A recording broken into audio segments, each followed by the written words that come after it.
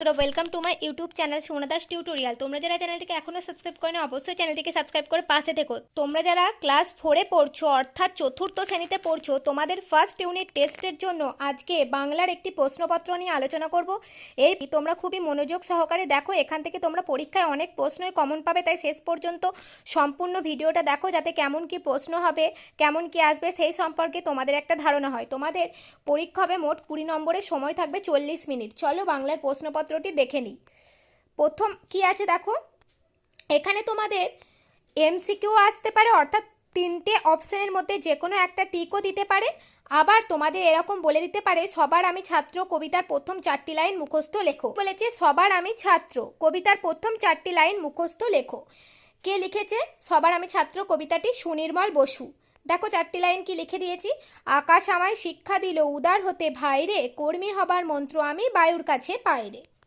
পরবর্তীতে আছে দেখো শব্দার্থ লেখো। মন্ত্রণা মানে উপদেশ বা পরামর্শ, পাঠশালা বিদ্যালয়, খটকা সন্দেহ, বিপুল মানে বিশাল বা অনেক বড়।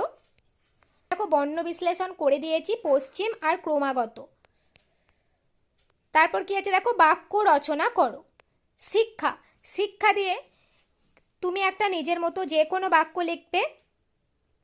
ছাত্র জীবনে শিক্ষাই হলো মূল চাবিকাঠি, এরকম তোমরা লিখতে পারো। বুদ্ধিমান, রাজু খুব বুদ্ধিমান বা বুদ্ধিমান দিয়ে যে কোনো তোমরা নিজের মতো যা খুশি বাক্য লিখতে পারো। পরবর্তী প্রশ্ন কি আছে দেখো, একটি বাক্যে প্রশ্নগুলির উত্তর দাও। তত্ত্বচান শব্দটির অর্থ কি? তত্ত্বচান শব্দটির অর্থ হলো খুব ছোট খুকু। পরবর্তীতে কি আছে দেখো, পোলিওতে কার আঙুলগুলো সব দলা পাকিয়ে গিয়েছিল? ইয়াসুয়াকি চানের। তারপর কি আছে দেখো, বনভোজন কবিতাটিতে কারা খেলতে এসেছিল? নুরু, পুসি, আয়সা, সোফি। তারপর কি আছে দেখো, কে কবিকে মধুর কথা বলতে শেখালো? চাঁদ। তারপর কি আছে দেখো, প্রেমেন্দ্র মিত্রের সৃষ্ট একটি বিখ্যাত চরিত্রের নাম লেখো। উত্তর কি হবে? ঘনাদা। এই প্রশ্নগুলো খুবই গুরুত্বপূর্ণ, তোমরা খুব ভালো করে প্র্যাকটিস করো। পরবর্তীতে তোমাদের আরও বাকি যে সমস্ত বিষয়গুলো রয়েছে সেগুলোরও দিয়ে দেবো, সেগুলো দেখতে অবশ্যই তোমরা সুমনা দাস টিউটোরিয়াল চ্যানেলটিকে সাবস্ক্রাইব করে পাশে থেকো। তারপর কি আছে দেখো, লুসাই পাহাড়ের বিস্তার কতখানি জায়গা নিয়ে? 650-700 বর্গ কিলোমিটার। তারপর দেখো নিচের প্রশ্নগুলির উত্তর নিজের ভাষায় লেখো। পাকোয়া নদীর বর্ণনা দাও। পাকোয়া নদীটা 70-80 হাত চওড়া হবে, তাতে 1 কোমর জল। ব্যঞ্জন ধ্বনি কাকে বলে? উদাহরণ দাও।